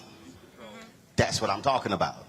And I think it's walking folk through. Christy, go ahead. But I just think that, again, if you don't control the money and you don't have the power, you're just having an empty conversation. Go ahead. And that's pretty much what I'm going to say. And you said something about maximizing our power, especially with us having numbers here. But I think one of the things, and I didn't find this out, until I ran, as far as us having the majority of the numbers, but a lot of times we aren't able to maximize our power because we don't realize the power that we actually have. And I think that one of the things that comes along with the voter suppression and oppression and different things like that is to keep us in this dark place to where we don't ask the questions and we don't fight for anything. We don't fight this law. We don't fight why this change is being made, because we don't realize we have the power. But we have to put ourselves, we have to go to these trainings. We have to be more vocal. We have to do our own recruiting ourselves. There is still groundwork that we have to do to get people like us in elected positions. We still have responsibilities as community members, as aunties, as cousins or whatever, and we have to show our community the power that we actually have. I'm going to go to Helen and David. And Helen, the thing is that I keep also saying, this can't only be done before an election. You have to, but I can't get somebody to register until I enlighten and educate them. I got to enlighten, educate, then get them to register. And then even after they register, I got to get them to the polls. So there's a process here. And I think what happens is when we rely on political parties, I ain't got no problem saying it. When we rely on candidates, we're sort of sitting here saying, okay, what they gonna do? Okay, what they gonna do? When they coming in, it's kind of like, if I'm a candidate, I'm actually gonna spend more time on the people who I think gonna vote than the people I've got to try to persuade somebody. So this has to be an education process. Go right ahead. Well, I think the first thing we've got to do is come together as a community. We got to be unified. That ain't gonna happen. No. Hold on. Stop. Y'all can stop clapping. No, y'all can stop clapping. No. Follow me here. No, let me explain this. I need everybody to take that out of your vocabulary. Listen to what I'm about to explain to you. I need you to take that concept. A majority. No. Hold up, Helen. I'm gonna help you out. Here's why I want you to remove that out of your vocabulary. So here's how I look at this here. So let's just like look at this room right here. So if I count, no, Helen, I'm gonna walk you through it. Just trust me. Okay. Somebody might say, man, this place should have been packed. It should have been standing room only. No, I don't talk to empty chairs. I talk to chairs that are filled. If I focus on the chairs that are filled and not the empty chairs, then I can focus on building with the folk who show up.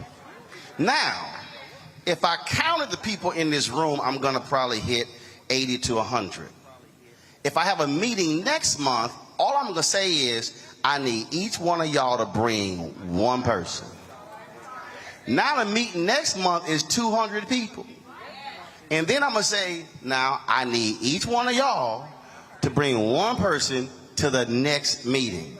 And that means the next meeting is 400 people. Okay, let's say we have a fourth meeting, and I just asked the 400 just to bring one. We now at 800. If you pull the numbers, you probably will have more people at your fourth meeting than who voted in your last mayoral election. So what happens is when we say we need to unify, what happens is that often means we're waiting for group consensus to gather. I ain't waiting on group consensus. But what I'm doing is I'm just using the basic building model, and because what happens is a lot of times we get frustrated when folk like, if we could be on the same page. I know we're not gonna be on the same page. And I'm cool with that, and I've seen it. Because what I've said is, when the train leaves and you ain't on it, you better hop on when we come back, because we're not gonna slow down and wait on you. And so when I walk folks through there, they go, man, I ain't never thought about that, because a lot of us do stop at, we need unity. A lot of us stop there and they go, well, we don't have it. I'm like, well, what you waiting on? Work with who shows up. That's all I'm saying. Because a lot of our people freeze in place by saying, man, I invited 20 people and 4 showed up. I'm like, well, work with the 4. You worried about the 16 who didn't show up. I have seen more black people stop, not even start something, because they are so concerned that I had somebody who was selling books. They were like, I only sold 2 books. I said, how many you brought with you? Well, I brought 50. You go home 48? Is that less than you came with? They were like, what do you mean? I'm like, okay, you had 50. Now you got 48. Next time, maybe you're going to sell 5. They literally were upset because they didn't sell more than that. I'm like, you got to focus on what you just did. That's really what I mean, because a lot of us stop right there. That's what I mean. But Helen, go ahead with your point. And Senator, you go, Senator Helen, hold up, Helen the Senator, because he over here been he about to sit here about. I got a question to ask. Okay. Are you giving us a concrete way to unify, or a concrete way to build a coalition? I just gave it to you. Yeah. This is it's just real. It's just. I like to make it simple, because this is the experience that I've had all around the country. And trust me, folks say, I heard when I was in Swainsboro, man, you don't know the black people in Swainsboro. I'm like, yep. Dr. King said, if we could change the Negro in Chicago, we can change every Negro in America. There's not a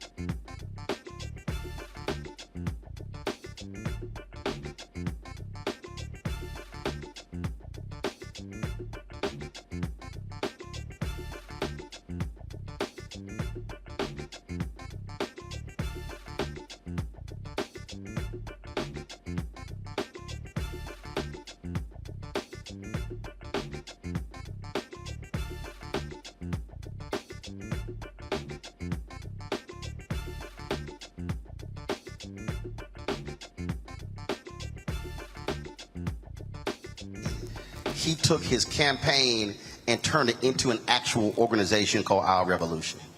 And I just think one of our greatest mistakes is that after the election is over, we drop everything, we get the list, everything goes away, and we then do not take those very same people and then say, okay, we need you showing up to the city council meeting this month, to the school board meeting next month, to the county commissioners meeting, to now demand what we want. And so that's what I'm asking you to do when this election is over.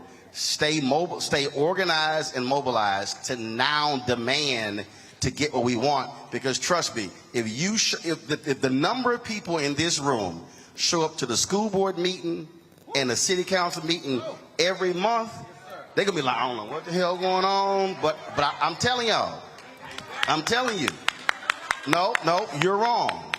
No, you're wrong. Because see, no, you say it's not going to help us. Here's why you're wrong. It's not going to help who? No. Say no. Hold up, stop. I'm never going to say it's not going to happen. The reason I'm not going to say it's happened because here's the deal. There's somebody yesterday who did not want to vote until somebody talked to them. And they're going to vote today. No. See, no, here's what I will never do. I will never, ever put something in this world. I will never even speak something that is counter to what I want to happen. Again, I'm going to go back to my motto. If only 10 people in this room consistently go to the school board and the council meeting, and those 10 bring one, now it's 20, now it's 40, now it's 80, now it's 160. So I'm never going to say it's not going to happen. What I'm going to always say is, here are the possibilities if we're willing to actually do it. That's what I'm saying. Because if you're a black elected official, raise your hand. I know the senators here, you're on the council, county commissioner. They need your backup. They are the generals in the war. The problem is you can't win no war without soldiers. And the problem is we have generals who we've elected and they're looking for the backup.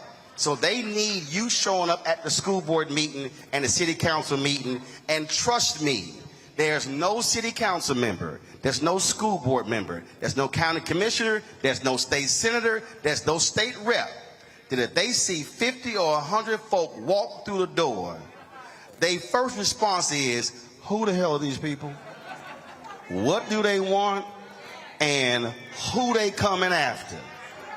And if you come back 2-3 times, do you know what they doing? They counting votes. They going, now they came back 3 straight months. My behind might be thrown out of office. I might want to respond to what they got to say. And here's what they gonna do. I'm gonna tell you what they gonna do. They gonna try to wait you out. Well, let me do this here. I'm gonna go ahead and mess with them about 3-4 months. 6 months later, damn, they still here. 9 months later, they still here. You keep showing up, and then, but let's say after a year, election coming up, then they start calculating. Now, they've been coming here every single month for the last year. I know they're gonna throw my behind out. Trust me, you're gonna see change, but it will not happen if we don't actually do it. Thanks to our panel here. I appreciate it. Thanks to all y'all for showing up. Give it up for the food truck and the wings. Tell them to have my wings. I don't want no sauce on it. I want mine dry. I'm good. Thanks everybody for coming out. Don't forget, call Farve. Willing to take them to the polls, because we can actually change this by ourselves. Just us, for us, by us. That's what it's all about. Sandersville, thanks a lot. Folks, I'm going to be in Tulsa tomorrow with Demario Solomon Simmons. We'll be live streaming the rally taking place tomorrow in Tulsa. I'm back in Georgia on Thursday. President Obama is going to be with the rally with Warnock on Thursday as well. And then, of course, we're going to be here Friday as well. So y'all know we on top of this thing. Let me thank everybody who's watched the show.